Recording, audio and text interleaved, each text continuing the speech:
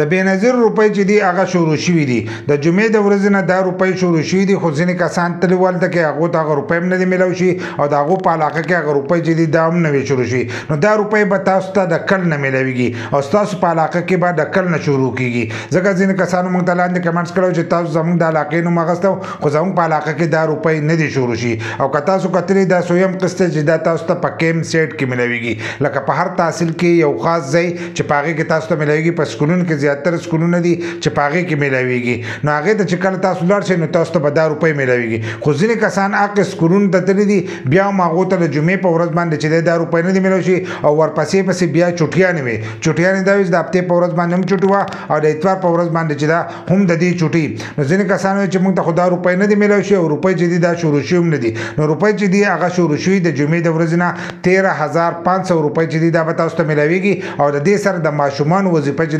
دا هم شروع شوي ده دغه سره هم شروع شوي ده خو موږ چې د کومو علاقو نومونه اخیستي دي نو په هغه علاقو کې دا روپۍ ورکړل کېږي لکه د کومو ضلعو نومونه چې موږ اخیستي دي نو په هغه ضلعو کې به دا روپۍ چې دي دا به تاسو ته میلاویږي ځینې کسان وایي زموږ د ضلعې نوم پکې تاسو نه دی اخیستی نو د کومو ضلعو نومونه چې پکې نه دي اخیستی شوي نو هغه به په دویم پیج کې چې دی د هغو نومونه به شاملېږي خو په اولني پیج کې دغه ضلعې چې دی هغه شامل شوي دي که کومو کسانو ته پته نه لګي نو په یوټیوب کې مظلومیار سپیک سرچ کړئ زموږ د یوټیوب چینل باندې ته راشئ نو په هغې کې موږ ویډیو چې دا اپلوډ کړو نو تاسو پکې د خپلې ضلعې نوم چې دی هغه کتی شئ خو کوم کسانو د ضلعې نوم چې موږ اخیستی او هغو ته بیا هم روپۍ نه دي میلاو شي او د هغو په علاقه کې هغه روپۍ نوې شروع شوي د جمعې په ورځ باندې نو هغو ته به دا روپۍ چې دي دا به د پیر د ورځې نه میلاویږي د هغو په علاقه کې به کیم سیټ چې دی دا به لګي بل لا د کومو ضلعو نومونه چې موږ اخیستي دي نو په هغه ضلعو کې به داسې نه وي چې په ټولو تحصیلونو کې به دا شروع شي اکثر ځینې تحصیلونه دي دا پاتې شوي دي په هغې کې کیم سیټ چې دي دا نه دي لګېدلي لکه د ضلعو نوم خو موږ تاسو ته اخیستی وو لکه زه مثال در کوم لکه اوس موږ د مردان نوم اخیستی نو په مردان کې به په ټولو تحصیلونو کې چې دی دا روپۍ به نه شروع شي داسې تحصیل به چې هغه به په دې کې پاتې ومي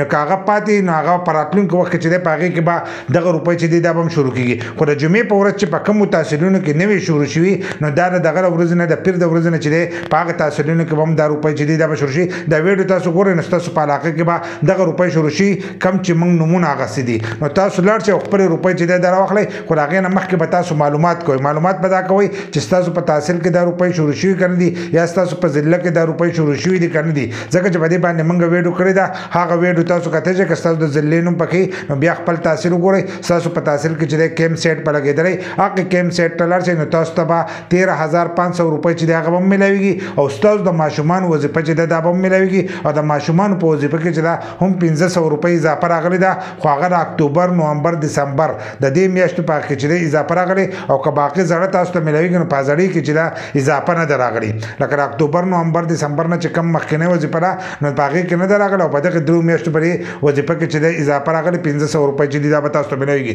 نو د پیر د ورځې نه چې دی مکمل کیم سیټ چې دی هغه به لګي او هلته کې تاسو خپلې روپۍ چې دی دا راغستی شئ